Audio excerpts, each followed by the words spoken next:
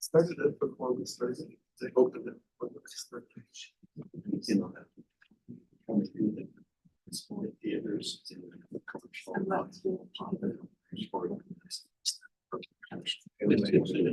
Yes. Claims. You're in trouble. We're in trouble.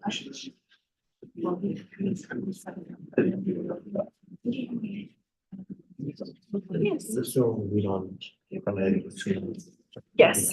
Yeah, we cancel it for the general in November, but we keep it for the primary.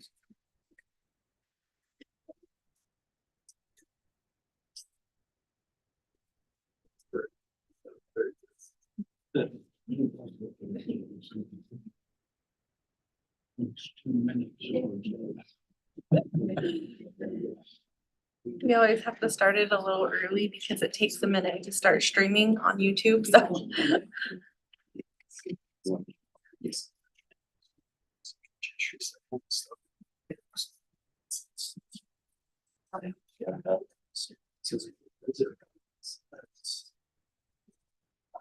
Associated with people. That's cool. That sounds awesome. Yeah. She's.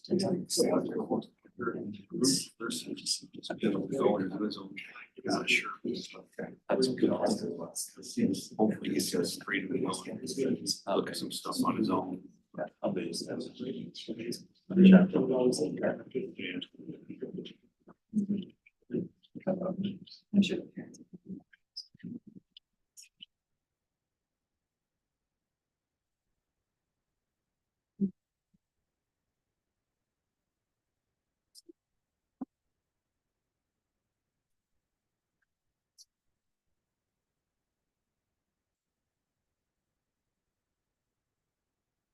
Okay, we'd like to call to order the study meeting of the West Valley City Council, June 18th, 2024, at 4:30 PM in the multipurpose room of the West Valley City Hall. We're excused tonight, Mayor Lang and Councilman Nordfeld, and we're anticipating Councilman Fitismano to join us shortly. All other members of the council are present. We're also joined with Steve Pastrick, the Community Development Director, and Nicole Kamick, City Recorder, here to the dais. First order of business is the approval of the minutes of June 11th, 2024. The council. Motion to approve the minutes of June 11th. Second. There's been a move and a motion and a second. All in favor? Aye. Any opposed? Let's review the agenda for the regular meeting of tonight. Nicole, I understand there's been a bit of a change. Just one change. So if you recall, we had the public hearing for the personnel compensation increases scheduled for tonight. We've moved that to next week. And then I have that next on the agenda. So just an explanation as to why is HR worked with legal and John and put together a list that they felt complies with the state code and the new requirements that we need to meet. And John just wanted to give you guys an opportunity to look at that. And then he just wanted to be here when you have that, just in case there's any extra questions that you have. So we just moved that back. Okay, Possible to move resolution 24-101 to the consent agenda? Thanks. We'll just make sure there, can you do that? Yep. We can do that. Is everybody okay with that? Yep, you would just make that motion in the regular meeting. short, our regular meeting. We just learned about this last week. Yeah. I thought I'd try it. Okay. So, Item 5 on the agenda tonight is public hearing scheduled for June 25th. We just talked about that. So the consent agenda scheduled for June 25th. We've moved resolution 24-101 to that agenda. Execution of an interlocal compensation agreement with Salt Lake County for participation in an urban wildlife program. In other words, skunk eradication. Okay, yeah. Okay. The consent agenda scheduled for next week, appointment of Don Flores to the Utah Infrastructure Agency Board. And 3 of our usual consent items for acceptance, deeds, easements, real estate purchase contracts.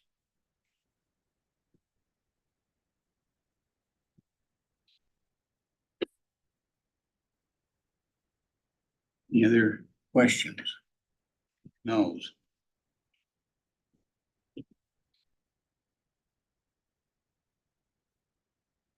Those are communications. Council calendar.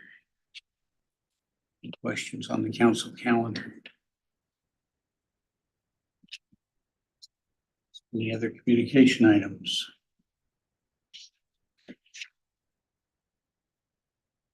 You mentioned that I think it's August 6th is the National Night Out It is. block parties.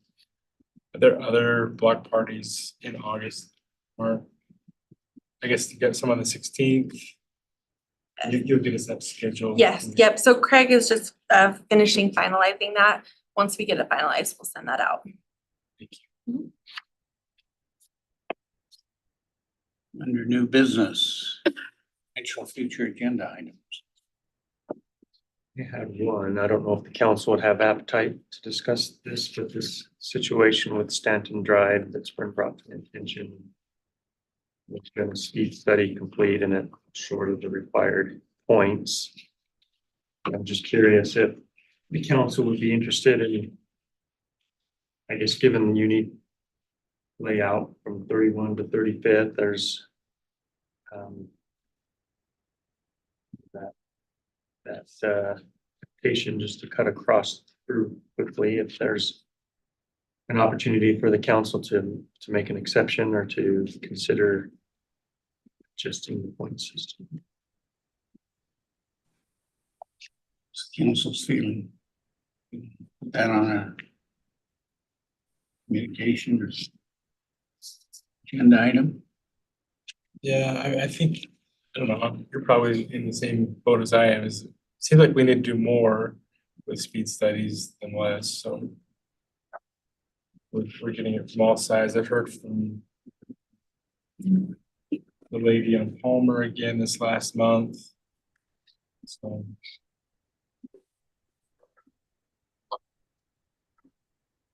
Yeah, I'm okay with that. Okay. Got it. Anything else? I have a couple here regarding, I got mails about noise on Mountain View Corridor. And if I could just get a memory jog on this, and maybe a communication would be good here, but I seem to remember that we did put into effect some kind of restriction on engine brakes.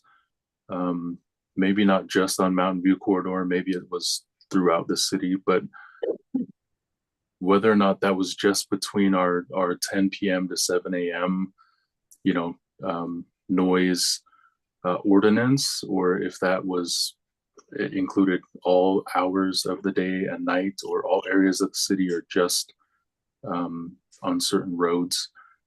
So that might be, or that's something I'm just requesting some information on, since folks have brought that up this week, as well as maybe an update on how our stretch of the Mountain View Corridor is doing in terms of calls for speeding and crashes or casualties. I know as the road gets more and more used or busy, maybe some of those noise tests or speed tests that had been done in years past would be interesting to just get a comparison to where we are today and whether or not, I know we don't have full jurisdiction over that particular roadway, but might help us to inform maybe some decisions that we might be able to make in that regard for Mountain View corridor.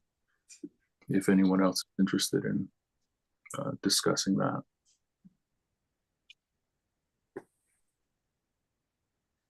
Is there anything that we can get? I mean, that's kind of a state road. Is there anything, any info we can get from the city staff? So I know, UDOT maintains traffic stats, so that's the information we can get. And, I'd have to refresh my memory on like what kind of noise restrictions are in place, but that's certainly something we can report back on. That'd be great. Thank you. Will that work for you, Jake? Sure, that works. And then I'd like to talk maybe when the whole council's here about street racing. I sent them a video on a crash that happened in West Valley on 35th due to street racing. And then talking about, is there increased penalties if street racing is part of the deal, or if they're caught street racing? And then also I went to Treasure Isle Street this week, had the boarding houses and the cars all up and down it. And I went on Saturday afternoon thinking, we'll see what it looks like. And it was as bad as his pictures were whenever he took those. So it's really sad to see a new neighborhood look like that. So again, I'm looking for ways to fix that. And I haven't found any, and I haven't heard of any, but other than my suggestion of no overnight parking seems to be the only thing that I've come up with that'll curb it. And it may not, but at least then their cars aren't bothering the neighbors and causing a public safety issue, getting fire trucks down the roads. Those are my things we can talk about sometime this summer. Okay. Anything else?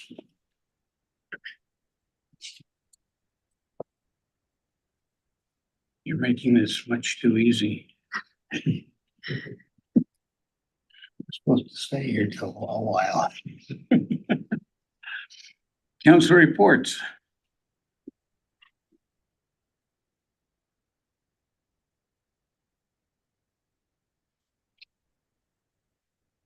Chill with the chief last night. It was well attended despite it being chilly outside. And done hot chocolate with the chief, but that was well attended and it was great to see. Okay.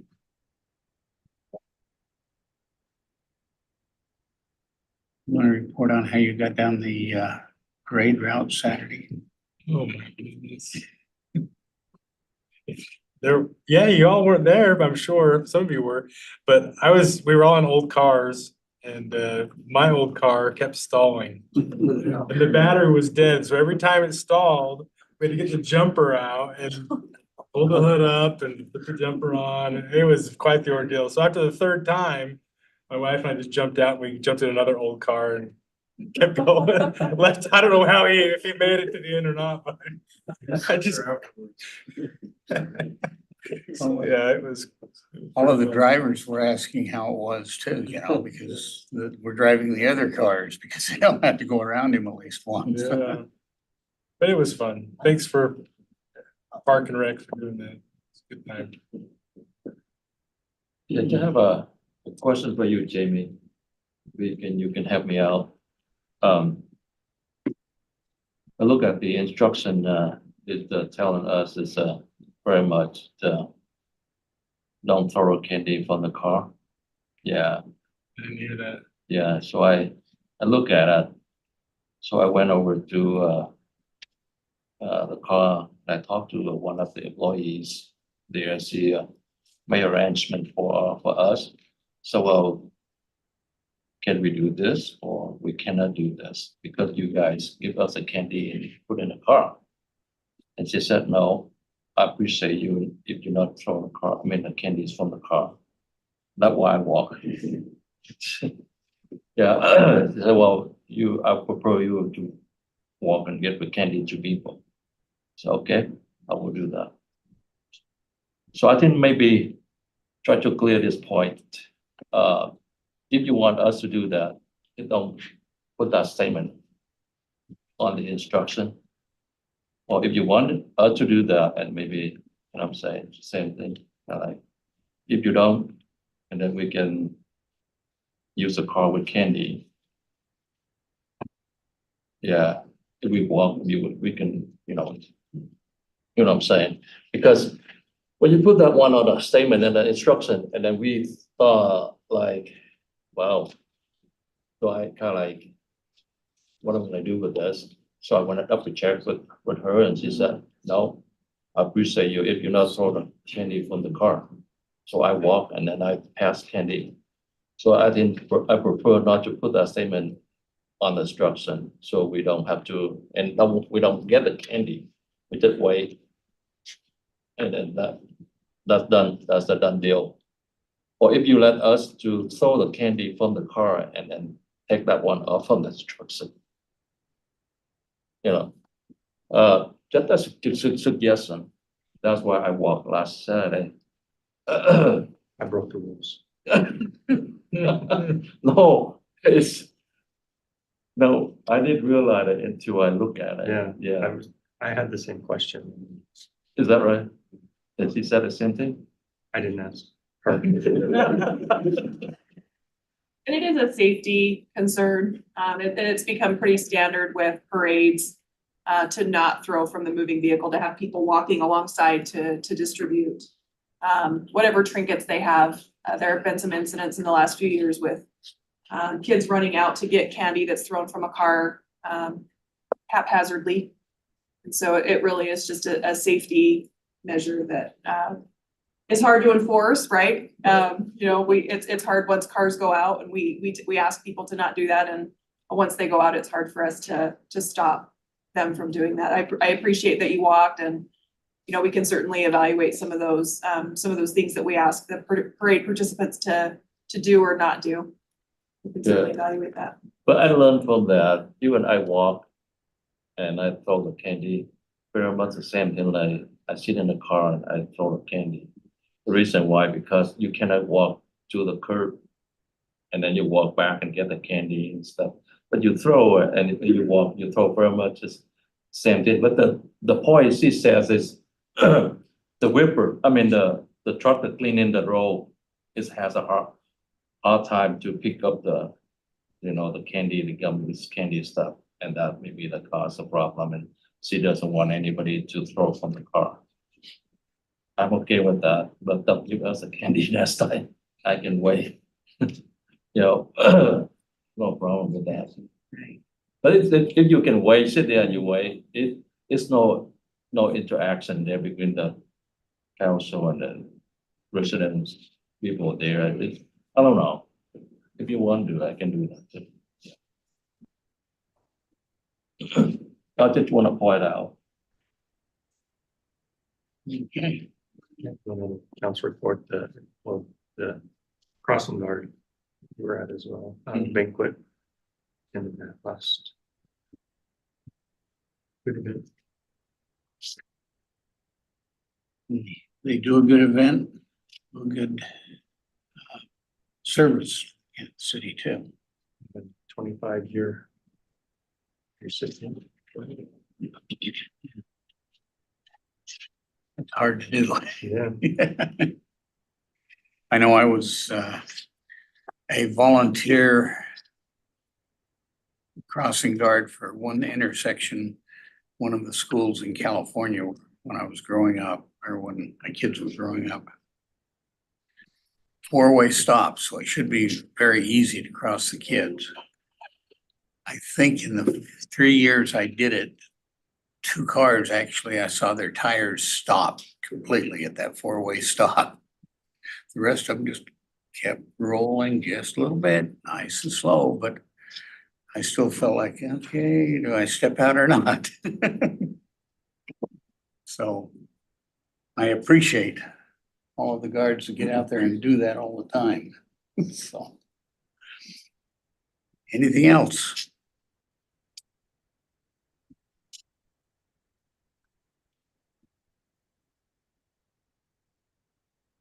Okay. We have any need for a closed session tonight? Oh, sir. Too easy. One final action item. All in favor? Hi. Right.